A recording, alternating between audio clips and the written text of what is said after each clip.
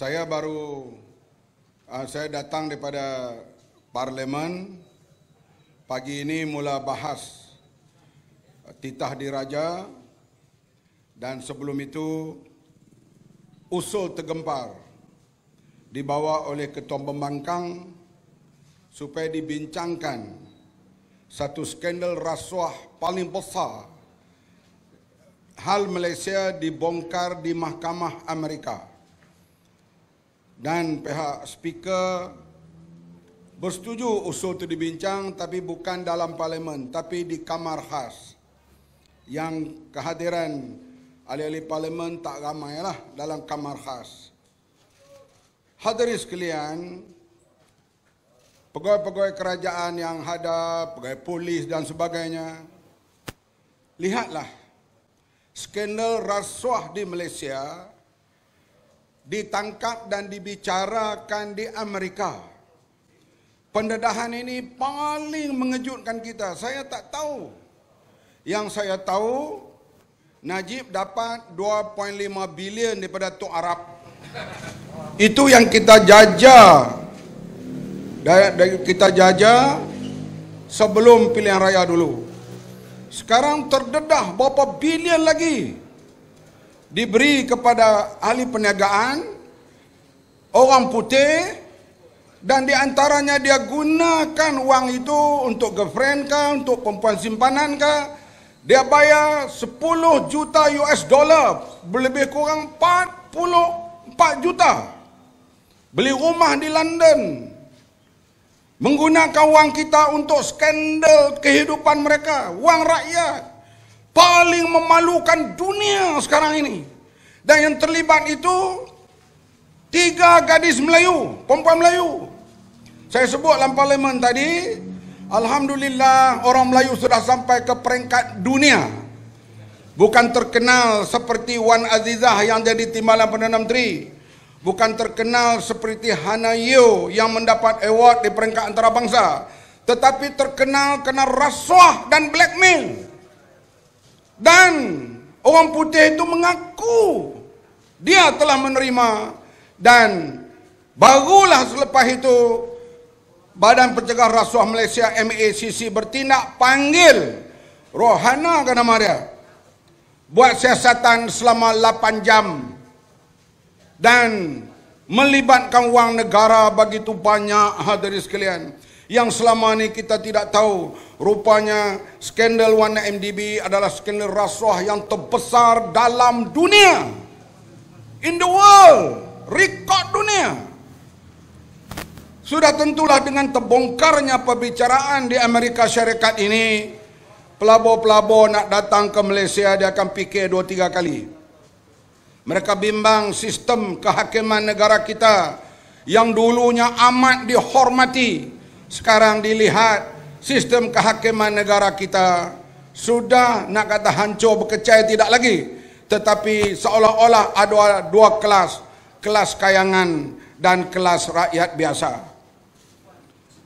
Dan rakyat pula dididik entah macam mana orang yang telah didapati salah oleh 2 mahkamah masih jadi hero datang di Johor ini. Kalaulah pergi di negara barat, barangkali ada demonstrasi menentang terhadap beliau.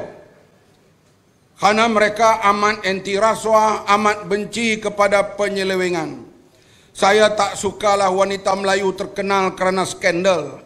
Biarlah mereka terkenal kerana sokan, terkenal kerana penglibatan dalam masyarakat, terkenal dalam politik, bukan terkenal kerana skandal. Soalnya, PAS yang ada dalam kerajaan sekarang, apa mereka buat bila berlaku skandal begini? Apa mereka buat? Mana dia perjuangan amar ma'ruf nahi mungkar kamu? Okey, lepas perbahasan itu, Datuk Seri Anwar bercakap sikit, saya bercakap sikit, Lim Guok Em bercakap sikit, parlimen pun disambung dengan perbahasan. Pukul 2 kami jumpa Perdana Menteri. Yang jumpa ialah Datuk Seri Anwar, Lim Guok Em dan saya, 3 orang. Dalam perjumpaan itu disebut oleh Lim Guok Em supaya ceramah ini dilonggarkan. dilonggarkan sedikit, boleh buat di luar seperti ini. Dan saya kata, kenapa pukul 10? Biarlah tamat pukul 11. Perdana Menteri kata, kalau ikut saya, biar sampai pukul 12. Perdana Menteri kata, saya kata buatlah arahan, jangan cakap di sini. Dia kata, apa beza COVID pukul 10 dengan COVID pukul 12? Ni polis yang ada depan saya ni. Perdana Menteri kata dia setuju kalau boleh sampai pukul 12. Saya yang minta sampai pukul 11. Ni, dia bercakap tadi, wallahi.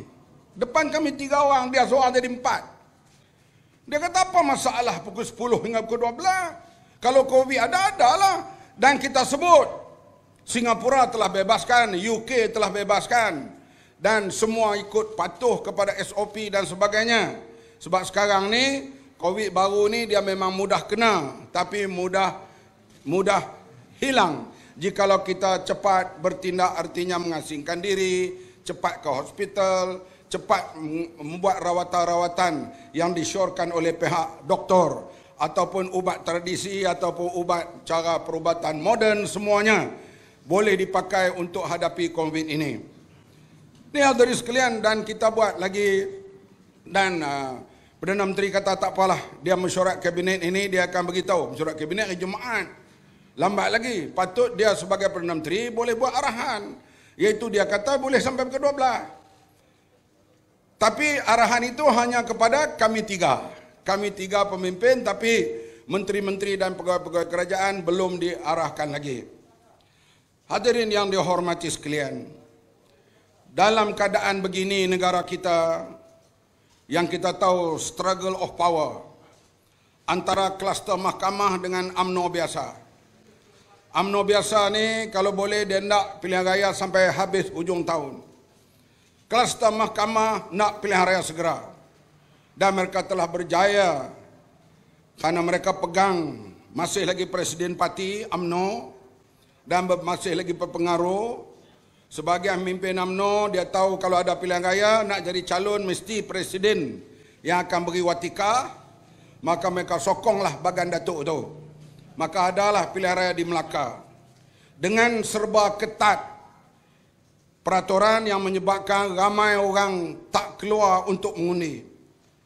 Hanya lebih kurang 60%, sepatutnya 80%. Bila ramai tak keluar mengundi, hadirin sekalian, kita tahu penyokong-penyokong UMNO ni kebanyakannya orang-orang kampung yang maklumat mereka terhad kepada radio, TV dan juga mereka bantuan-bantuan yang kita tahu yang datang segera masa pilihan raya. Maka mereka inilah yang keluar dan mengundi UMNO dan Barisan Nasional. Maka jadilah di Melaka, Adli Zahari, Ketua Pembangkang, memimpin 63%. Yang Menteri Besar memimpin kerajaan hanya 37%. Artinya pembangkang besar yang memerintah kecil. Apakah tuan-tuan nak peristiwa macam tu berlaku di negeri Johor ini? Nanti UMNO dapat persen sikit je, tapi dia menang. Kenapa? Karena penyokong kita tak keluar mengundi atau tak boleh balik untuk mengundi, terutama yang ada di Singapura. Sebab itulah hadirin sekalian, kita mau ajak orang semua keluar mengundi, terutama penyokong-penyokong kita.